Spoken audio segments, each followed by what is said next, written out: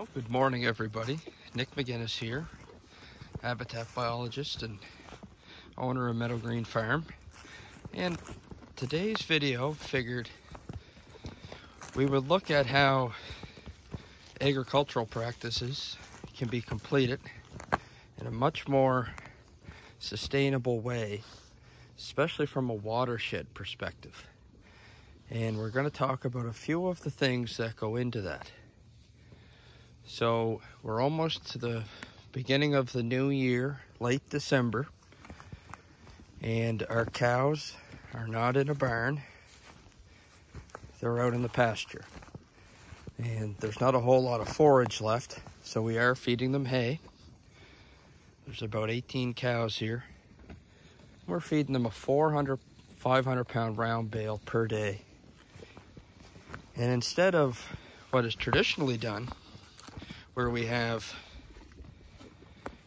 the cattle in the barn this time of year, our cattle are never in the barn. So we're actually still rotating around our pastures in the middle of the winter.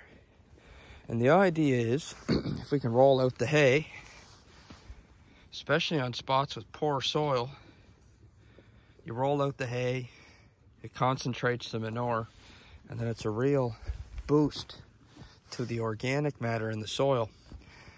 And with every field, there's a little bit different context. This field here was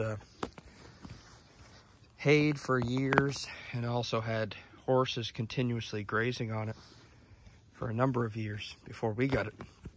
So the top of the soil was compact. You could bounce a basketball on it in July. So there wasn't a whole lot of forage growth during the warmest parts of the summer.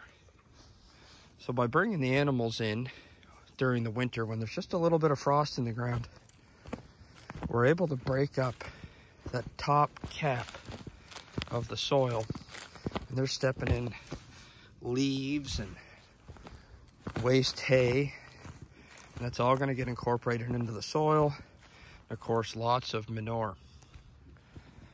So by improving the organic matter in the soil, which takes time, we're probably at about 2% organic matter here now. But if we do this during the winter and we really manage this pasture properly, rotational grazing and long rest periods, over time, I think it's quite likely to assume that the organic matter in the soil could go from 2% to 6%. That would be a good 5 to 8 year goal. So how does this factor into watershed processes? Well, organic matter is able to retain moisture in the soil. And for every 1% of organic matter in your topsoil, that topsoil will retain 25,000 gallons of organic, or 25,000 gallons of water per acre. And that's going to have all sorts of positive impacts for your groundwater table, and also just for maintaining a lush green ground cover on top of the ground during the summer slump or those drought periods.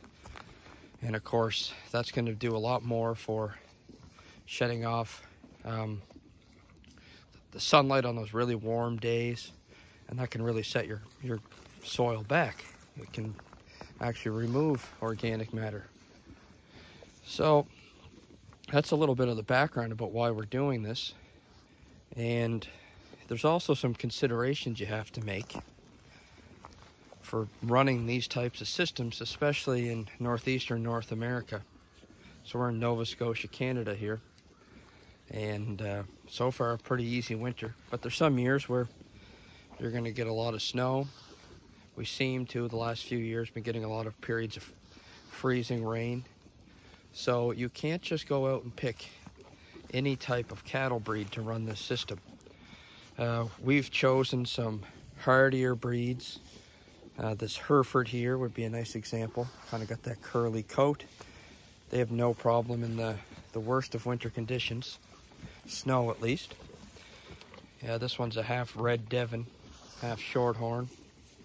And this one's a Hereford Highland mix, I think it is. Anyway, these breeds are very hardy, but they're a little slower growing. But for what we're doing, which is producing grass-fed beef, it's actually a great mixture for us. So you have to choose your system. You're going to need a lot of you're going to need different infrastructure for running this type of cattle operation. You're going to need less barn space and and more winter watering areas where, you know, you're going to have some running water, or you're able to maintain an ice-free approach into a pond and break the water. So in order to implement one of these systems, a lot of thought needs to go into it. But when it comes to sustainability, that is the only way to get there. It's just thoughtful management practices suited to your own environment. And this is really sustainable agriculture, in my opinion. Buy the hay from a neighbor, about 1.5 kilometers up the road. 8 months a year, 7 months a year, these animals are eating nothing but grass. No inputs. Our input for managing our grassland is management. Rotational grazing with long rest periods, and we're able to extend our pasture season at least a month longer than most people around here. And we're going to add a couple months to that next year now that we've figured out a few techniques and have some experience behind us. So I think that is enough for today's video. Just an overview of how the right systems of agriculture can make all the difference. And also just to remind everybody that establishing these systems requires some planning, thinking outside the box, and you're going to have to get away from the conventional mindset. So we'll end on that. Beautiful shot of, I think, our nicest red poll heifer here.